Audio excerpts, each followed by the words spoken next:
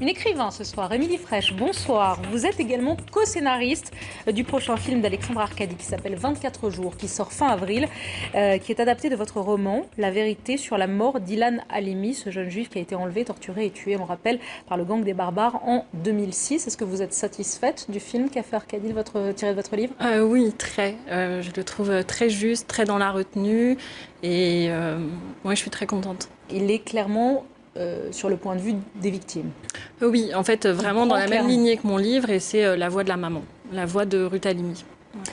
Et puis avant de passer au dossier Mediapart qu'on a appris ce soir, vous participez, vous, demain, Émilie, à un rassemblement organisé par le CRIF, 2 ans jour pour jour après les meurtres commis par Mohamed Merah à l'école juive de Toulouse. Et en réponse à la manifestation Jour de colère, on a pu entendre notamment Juif, la France n'est pas à toi, donc rassemblement demain du CRIF. Est-ce que vous pensez vraiment qu'il y a besoin de ce rassemblement, qu'il y a besoin d'y aller? Est-ce que vous sentez vraiment qu'il y a un danger de la montée de l'antisémitisme en France? Je pense que oui, je pense que la colère est une chose saine et qu'on n'a pas le droit d'accepter ça, d'entendre mort aux juifs dans les rues de France aujourd'hui, et que c'est bien de se mobiliser et qu'il faut se mobiliser, quoi. Et qu'il y a eu une espèce de changement dans la lutte et dans l'antiracisme qui s'est communautarisé, et donc je trouve que c'est important aujourd'hui de descendre dans la rue et de dénoncer ça. Ouais. Donc vous serez demain place du Trocadéro à l'appel du rassemblement du CRIF. Sophie de Menton, est-ce que vous pensez aussi que c'est nécessaire? Non, je suis désolée, ce qui est terrible, c'est qu'en disant non, qu'on ne croit surtout pas que je pense que cette cause n'est pas évidemment noble et qu'il faut empêcher tout racisme quel qu'il soit. Je pense que c'est contre-productif, je pense que ça suffit, que c'est même malsain. J'ai peur que ça attire des extrémistes parce qu'il y a toujours des imbéciles et des extrémistes partout. Je trouve qu'il y a déjà eu l'affaire Dieudonné. Quand même, on a fait ce qu'il fallait là. Je veux dire, le ministre de l'Intérieur est allé très loin. Ça lui a même nui d'ailleurs, parce que ça, on en a fait un tel fromage. Il a juste fait respecter le droit, pardon. Non, mais excusez-moi, oui, excusez-moi, il y a la liberté d'expression aussi. Excusez-moi, mais la liberté d'expression, c'est pas une expression, c'est pas une opinion. L'antisémitisme, c'est pas une opinion, c'est un délit. Donc il a juste fait respecter le droit.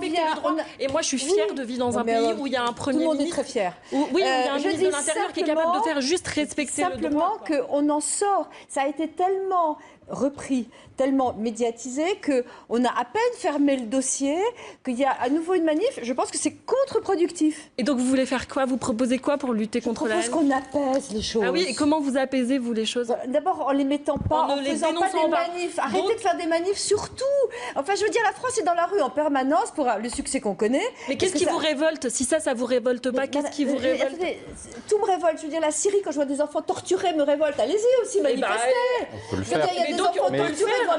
Mais là, vous vous placez dans une concurrence victimaire, comme si lutter contre l'antisémitisme, ça m'empêchait d'aller défendre dans la rue contre les enfants. Vous savez, Madame de Menton, il s'est quand même passé quelque chose de particulier ces dernières années en France. C'est que ça a baissé un peu, heureusement. Non. Alors, s'il vous plaît, les actes antisémites, juste les faits. Jérôme, s'il vous plaît, je vais vous donner la parole. Je voudrais juste qu'on note, puisqu'on en parle, on en dit un mot, on en reparlera demain à l'issue de ce rassemblement. Et puis après, on va passer aux affaires de Mediapart. Mais d'abord, sur le nombre d'actes antisémites recensés en 2013, eh bien, ils sont en diminution de 31% par rapport à 2012. 423 actes antisémites recensés en 2013 contre 614 en 2012. Voilà, je donne juste les faits.